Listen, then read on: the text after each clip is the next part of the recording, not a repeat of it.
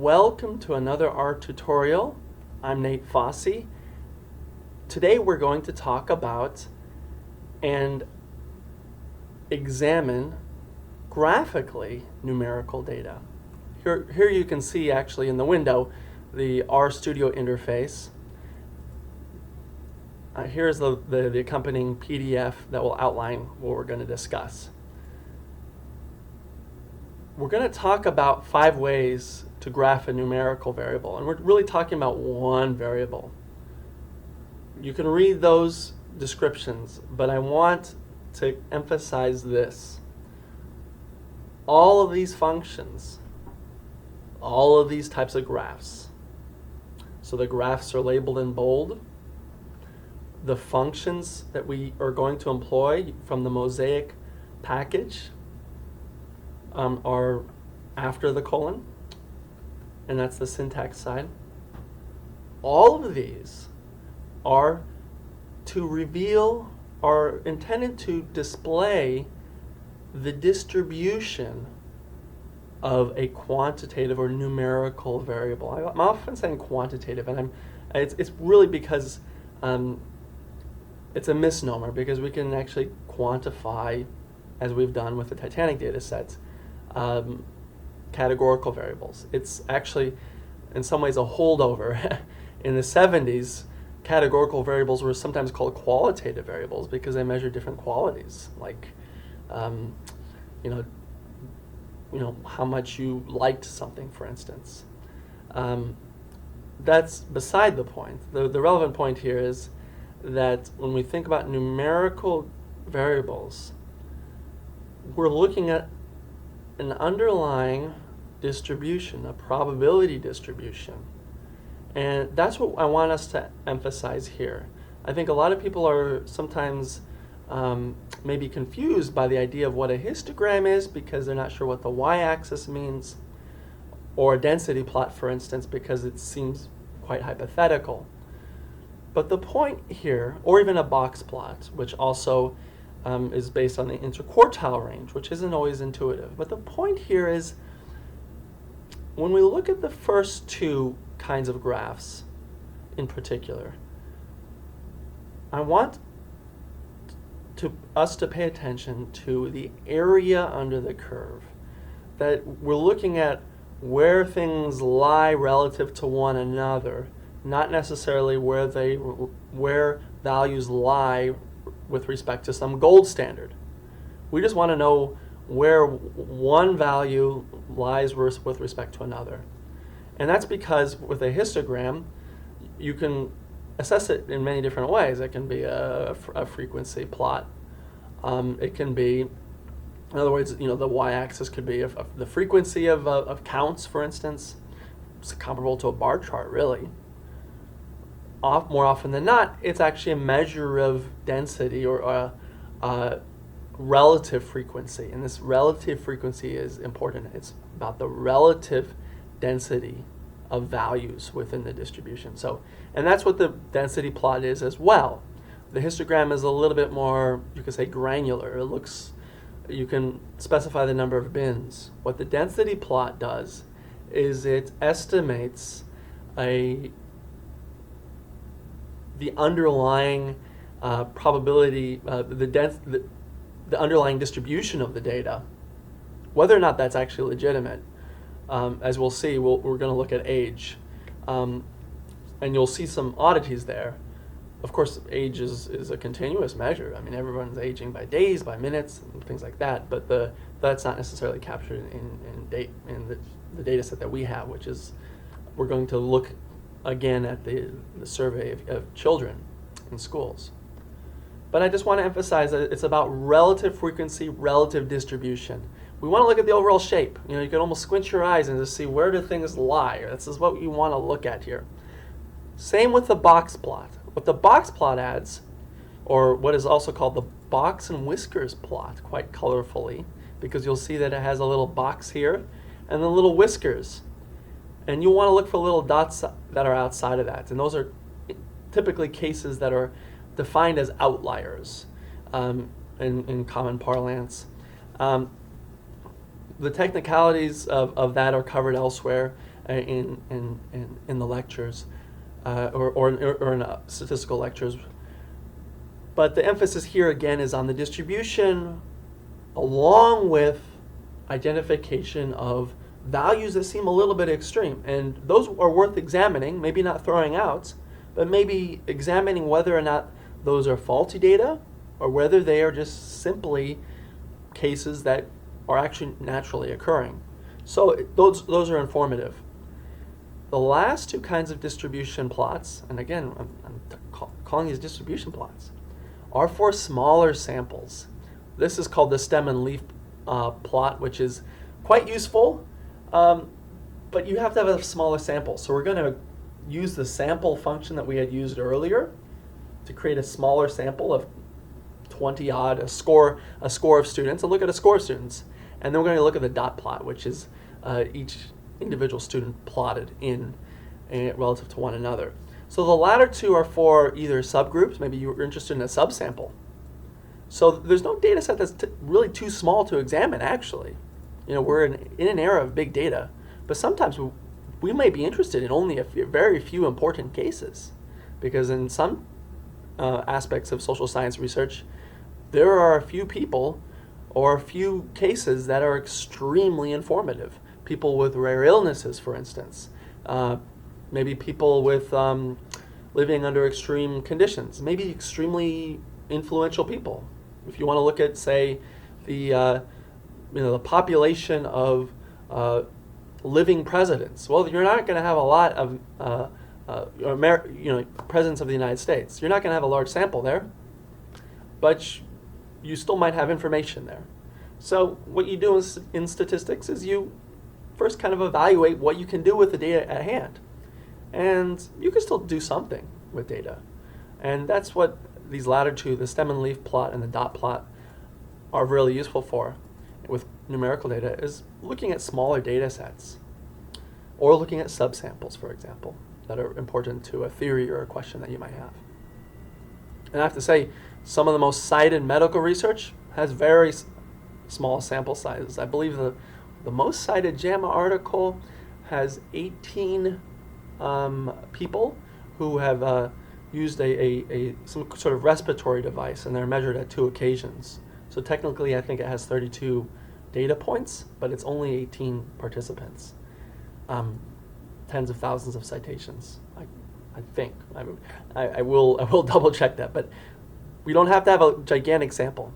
So after that disquisition, I wanted to elaborate on that because I think this can be somewhat confusing for some people, especially when we're used to, say, counts or pie charts. So here we are, back to our script, back to our popular kids data set, and we have just finished our tutorial looking at numerical summaries of data. And quite often people just want the numbers.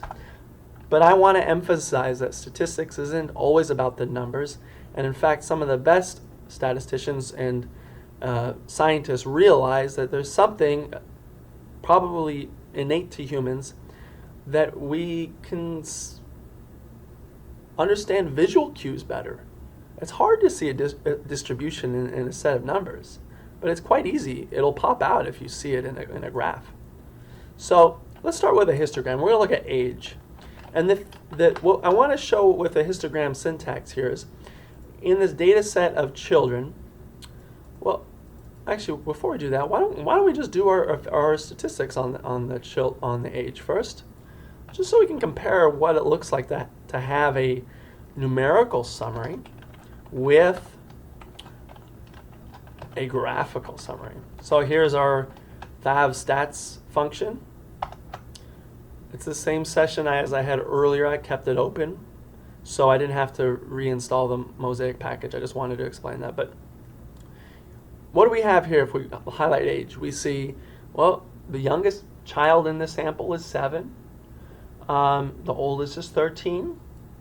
The kids are on average about 10 and a half years old, and they average about a year. They vary about a year, or the standard deviation. The median, they're split right around age 11. Okay, so you got a few that are quite young, but most around 10, 11. Oh, what we have? Yeah, 10 or 11, right? That's the interquartile range right there. So let's take a look at what this distribution of age looks like graphically. We're going to do a histogram, and what we're doing here is we have the tilde here, as we have with our mosaic commands, functions rather. I'll sometimes use the word command. That's common in more typical stats packages, as you would, but in R we like to call them functions. We specify the data set, we have that argument, or data frame. Here we have the number of intervals or bins, and this is important in representing a histogram, and it actually can substantially alter what a histogram would look like. So I'm just going to press Control Enter here, and we should have the graph here. Let's see, why is that not showing? There we go. Okay, so that took a little while to load up. Well, that is not very informative, is it? Because as we saw from the data sets, okay, we got very few kids in the 7 group. So let's increase the number of bins, and maybe we'll get something a little bit better. I just saved the syntax. I'm going to run it again. That's a little bit better. That gives us an idea of the range, the distribution here. Maybe not as informative as we would like, especially given, let's see what we have. We have an interquartile range of 10, 11, 12. We could probably, well, let's add, I don't know. Let's add 6. Do we have 6? We have 7 value. Let's add. Well, we won't have 8. We'll have 13, 12, 11, 10, 9, 8, 7. So we'll have 7 possible values, unless I got that wrong. 13, 12, 11, 10, 9, 8, 7.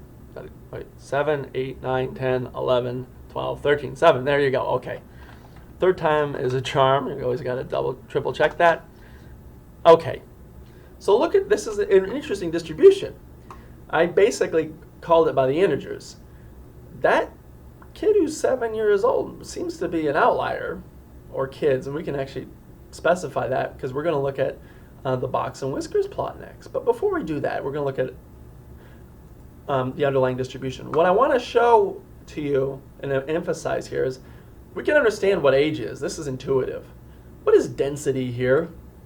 Well, this is something that adds to 1. And again, what we're looking at is the relative frequency here. So we have 0.4 plus 0.3 plus 0.7, that's 0.2, that's 7, 8, 9. That's about 100% there. So the point is that not that this has any intrinsic value, but that it has a relative value that gives us an idea of what the shape of the data look like. And that's crucial here. So we can represent this in terms of frequencies, which is common in histograms, but the histogram is about relative frequency. It's about the density. And we're going to see this in a little bit in a better way by treating this as a continuous underlying function. And you're going to see some issues here. But what do we see here? Well, we see peaks and valleys. Well, is it the case that children in the United States are not 9.5, for instance, or they're not 10.5? No, that's not the case. In fact, this is you'll see these little dots here. This is actually reflects the fact that this is the way the data were measured. So we don't have a continuous measure of age. We don't have measurements that are smaller than years. Well, although this is quite common to have measurements in terms of months or even, your birth date, and you can be very particular about age. But the point is, R is trying really hard to estimate the underlying continuous distribution. We know there is a continuous density distribution, and this is useful. It adds information, but perhaps not in all cases. So here we see, in some ways, how some careful thinking and examination of the data is relevant, because we can misrepresent the data. So let's go back. I'm going to use the back arrow to toggle back to our first histogram that only included 3 bins. Well, that's not very informative, right? All we're seeing is just a couple blocks here. And this is a little bit more informative. We could say this is probably even more informative. This might be a little bit too granular. It might be a little bit too detailed for this particular measure, simply because these troughs here, they certainly show the shape of the data, but they aren't necessarily I would say they would be misleading if you were just to show them to somebody. You might think, there's something that happened to these kids if you didn't, you want to be careful in the way that you represent these data, I would say. But you still see this little outlier here. So that 7-year-old, this is how a range is important. The numbers combined with graphics really give us an idea of what is going on. So let's go to this box plot. I call it a box plot. Some people call it a box and whiskers plot. And you'll see why. Right? You got the little whiskers here. Now this is an unusual box plot, but because if you recall what the box plot is trying to do, and you'll see this in this box right here, more often than not you'll see perhaps a line here bifurcating this box here. This is the interquartile range. But what is interesting here is the median is identical. It's hugging right on the edge of the interquartile range, which is exactly what we saw in the numerical summary. The median is equal to the third quartile. 11 equals 11. So what does that say? Well, it essentially means that, well, I mean, in terms of the interquartile range, it suggests that the data are skewed somewhat to the left here. This little line here is these whiskers here, by the way. So if we think about this as representing the difference between the first quartile and the third quartile, that means you're taking two quartiles. That's 50% of the samples hugged within that range. And then what those whiskers are is those are dividing the remainder quartiles. So those are actually half of halves, I guess you could say. So what that says is there's very little out here outside of these whiskers. And by the way, there could be other ways to specify these dimensions, but the main point here is that we typically use box and whisker plots or box plots to identify these outliers and to look at the distribution in a little bit more detail. So here clearly we are confirmed that we have this number 7 here, and we also have a 13-year-old, or maybe a couple 13-year-olds. We can't, not really sure. There could be some overlap there that are skewing this distribution, and I think that's all what we should say here. And there's the fab stats there that we ran before, but I wanted to run it before we had that. So let's go to the last two. If we recall, I want to show this vis-a-vis the histogram. Well, the histogram sort of see a little staircase going down. You see a little push to the left.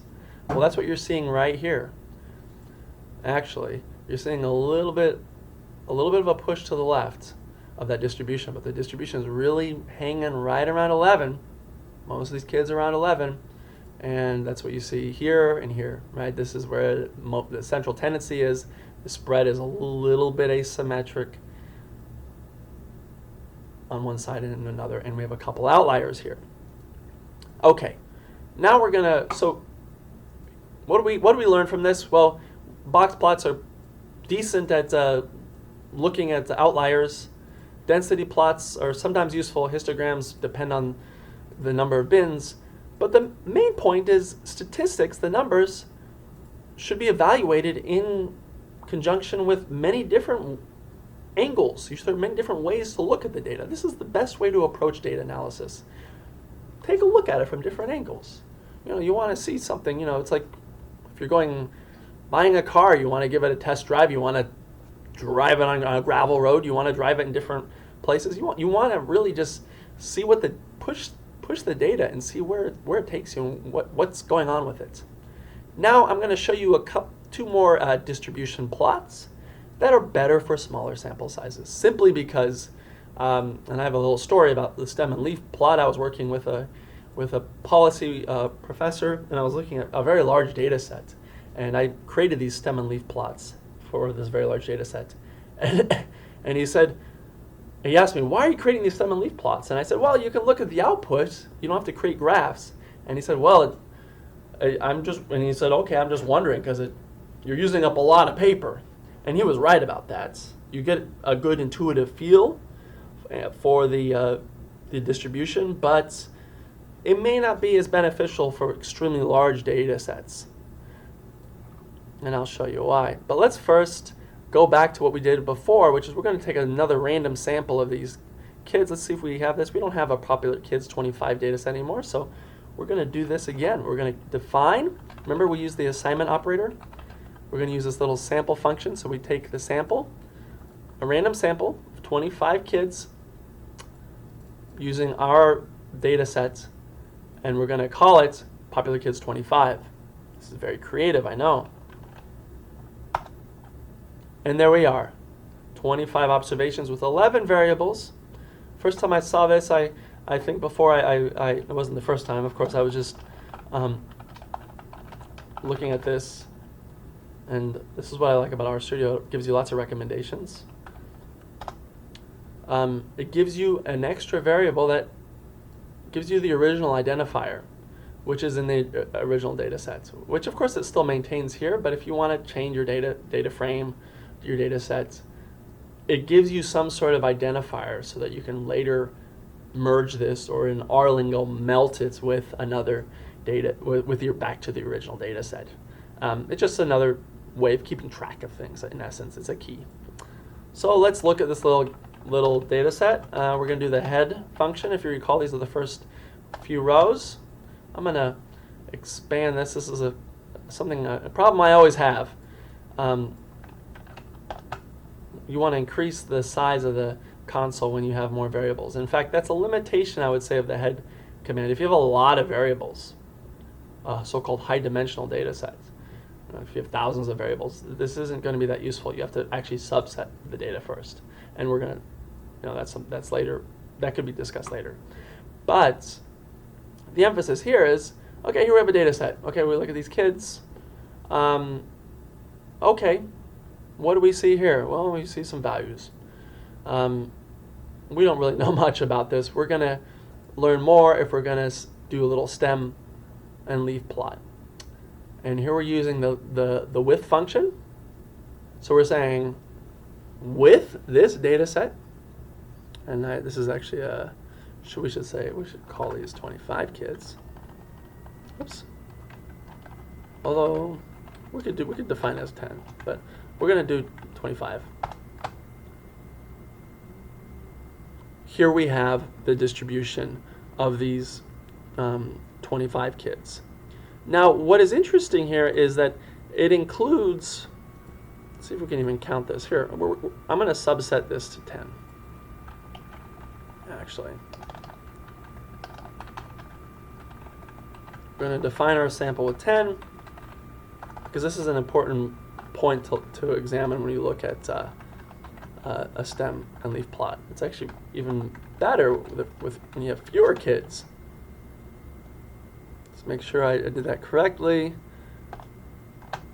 Okay, check this out. What's kind of cool here is you have 1, 2, 3, 4, 5, 6, 7, 8, 9, 10 kids here.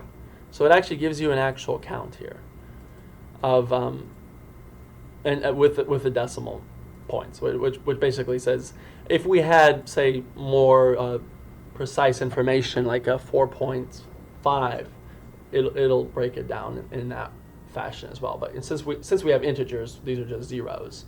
But those zeros themselves are kind of like a pseudo histogram. They give you kind of an idea of the distribution. So when we looked at that stem and leaf plot for the kids, what is it, with 25 kids, we'll look at that again. You'll see No, look, you see kind of almost a normal distribution. This would be like a histogram. And in fact, we could do a little histogram of this if we wanted to. I don't want to spend too much time on this, but I'm going to comment this out so you can sort of see this in one line here. So here's a dot plot, which is another way of representing a small data set. It's like a histogram, only you get to see the little data points. Okay, that's pretty rad. Here it is again.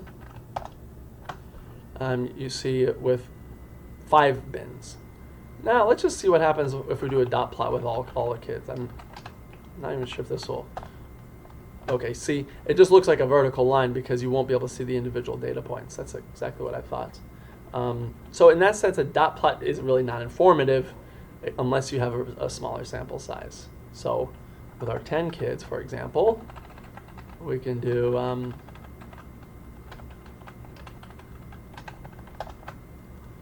look at that. We got very large dots, and 1, 2, 3, 4, 5, 6, 7, 8, 9, 10. Right? That's basically a different way of representing this little distribution here. Although, yeah. So that's all I think I want to emphasize here in terms of the dot plot and the stem and leaf plot. That there are ways of representing data, but that the stem and leaf plot and the dot plot are ways of representing individual cases for relatively small sample sizes. Probably fewer than 100. 100 would be the max. I want to show you one final thing. We're almost at about 30 minutes. I want to show you something that is important when we're using our studio, because you might encounter this problem. We're going to try to create another histogram. We're going to create a dot plot with 12 kids. Notice I made that window quite small. Oh, here we'll just do we'll do 25 kids. Well, look at this. It still renders. Sometimes what you'll see, I've been trying to make this happen. With some plots, you'll actually see an error message if you actually make this area of the graph too small. Now, that doesn't seem to be the case here. It's pretty flexible. So here you are, and here we have some objects here. Now, let's say we're done with our analysis and we want to do something with this. Well, we got a bunch of data sets here. I'm going to end with one little command here in the last minute or so. And this is the remove function, which is we don't necessarily want to populate or leave our session with all of these objects here. Maybe we want to remove some of these. So let's remove that counts value. It looks like it's what is called a vector.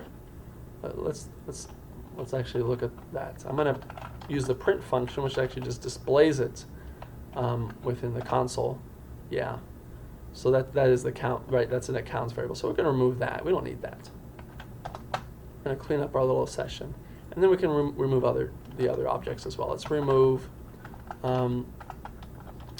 popular kids 25,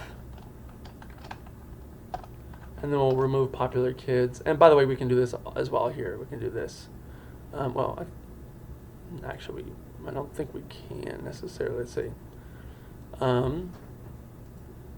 Yeah. So I guess the problem with data frames is you can clean everything, but you can't necessarily remove each individual one, as you can with the plots. By the way, we can delete this plot, current plot. We can remove this one, but let's just clean the whole plot area, and then we'll remove that last data frame.